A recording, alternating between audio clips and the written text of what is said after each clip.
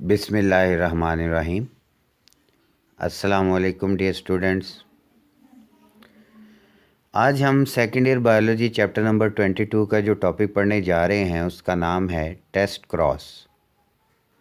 Mendel ने जो P plant पे एक्सपेरिमेंट किए थे, उसने उसके जो ट्रेड स्टडी किए थे, उन्हीं एक्सपेरिमेंट्स के दौरान उसने एक टेस्ट भी डिवाइस किया था, एक टेस्ट भी बनाया था जिससे हम किसी भी जानदार की जीनोटाइप मालूम कर सकते हैं। टेस्ट क्रॉस का मकसद क्या था? To find the genotype. किसी जानदार की जीनोटाइप मालूम करने के लिए ये क्रॉस करवाया जाता है, इसे टेस्ट क्रॉस कहते हैं। ये मेंडल ने ही डिवाइस किया था। तो आज चलते हैं, आज ये छोटा सा टॉपिक है कि टेस्ट क्रॉस क्या होता है। टेस्ट क्रॉस जो है, Mendel devised a cross called test cross which is use to test the genotype of an individual. कि मेंडल ने एक क्रॉस बनाया जिसको उसने नाम दिया टेस्ट क्रॉस का, जो किस बारे में इस्तेमाल किया जाता है? It is use to test the genotype. Genotype को टेस्ट किया जाता है कि किसी इंडिविजुअल की जीनोटाइप क्या है।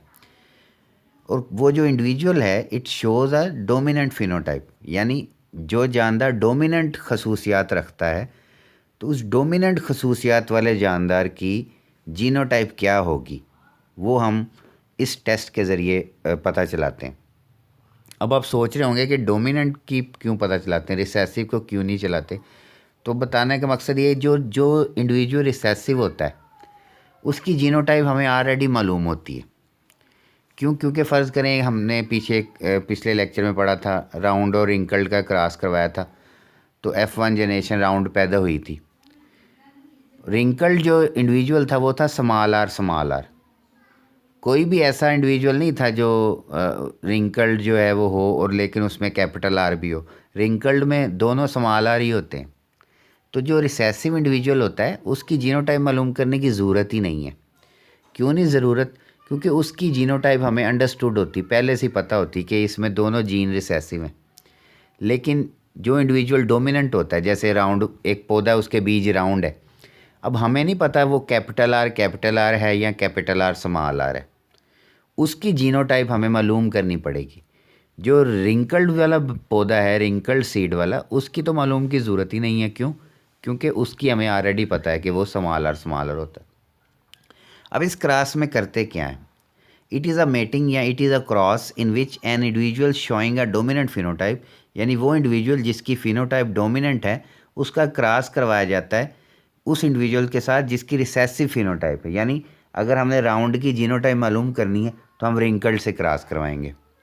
अगर कोई पौधा डोमिनेंट टाल है, उसकी हमने जीनोटाइप मालूम करनी, उसका स्मॉल पौधे के साथ, डवार्फ यानी छोटे कद के पौधे के साथ क्रॉस करवाएंगे।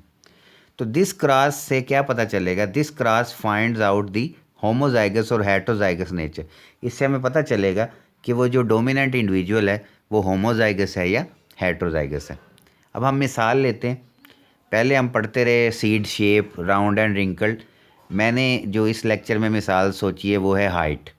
फ़र्ज़ करें in case of height in pea plant, के मटर के पौधे की हाइट, तो there are two phenotypes. Height की भी दो फिनोटाइप्स हैं, या तो पौधा टाल होता है या डवार्फ। डवार्फ मतलब छोटे कद का, जिसे हम बोना कहते हैं आम अल्फाज में। तो टॉल होगा या स्मॉल होगा, डवार्फ होगा। तो tallness is dominant and dwarf is recessive. Tallness जो है, लंबा कद होना, ये डोमिनेंट खसूसियत है, और छोटा कद होना, डवार्फ होना, वो रिसेसिव है। अब डवार्फ प्लांट चूँकि रिसेसिव है तो हमें पता है वो स्मॉल टी है, इसकी जीनोटाइप अंडरस्टूड है, इसकी मालूम करने की ज़रूरत नहीं है। लेकिन एक टाल प्लांट है, उसकी जीनोटाइप मालूम करनी पड़ती है, यानी the genotype of tall plant is not confirmed. उसकी जीनोटाइप हमें कन्फर्म नहीं है। It may be capital T और कैपिटल टी स्मॉल टी। वो कैपिटल टी भी हो सकता है, वो कैपिटल टी स्मॉल टी भी हो सकता है। तो वो हमें कैसे पता चलेगा कि वो होमोजाइगस है कैपिटल टी या हेटरोजाइगस है कैपिटल टी स्मॉल टी? तो उसके लिए टेस्ट क्रॉस किया जाता है। अब क्रॉस में करेंगे क्या? हम उस टाल प्लांट की जीनोटाइप मालूम करने के लिए, to find the genotype of tall plant, we will cross it with the recessive plant यानी डवार्फ। हम उस टाल प्लांट का रिसेसिव यानी डवार्फ के साथ क्रॉस करवाएंगे। अब दो केसेस होंगे हमारे साथ। When a tall plant is cross with dwarf, जब एक टॉल प्लांट को ड्वार्फ से क्रॉस करवाया जाता है, तो अगर फ़र्ज़ करें if all the offspring are tall, और उनकी जो अगली नस्ल पैदा हो सारी टॉल ही पैदा हो, यानी हमने टॉल का क्रॉस करवाया ड्वार्फ के साथ और अगली नस्ल सारी जो ऑफस्प्रिंग है वो टॉल पैदा हो, इट मीन्स वो जो टॉल हमने जिसका क्रॉस करवाया था वो होमोजाइगस है। वो क्यों? देखें ये फ़र्ज़ करें वो है कैपिटल टी। हमने क्रॉस किसके साथ करवाया? स्मॉल टी से। तो इधर से तो हमेशा हमने लाओ सेग्रीगेशन में पढ़ा था, दो जीन्स में से एक ही जीन आता है गैमीट में। तो इसमें चूँकि दोनों जीन्स कैपिटल टी हैं तो गैमीट में एक कैपिटल टी आ गया, इधर से हमेशा स्मॉल टी आना है। और जब कैपिटल टी और स्मॉल टी वाली की फर्टिलाइजेशन होनी तो हमेशा टॉल प्लांट्स ही पैदा होने ना। इधर से हमेशा कैपिटल टी आना, इधर से हमेशा स्मॉल टी आना, तो हमेशा टॉल प्लांट्स ही प्रोड्यूस होंगे।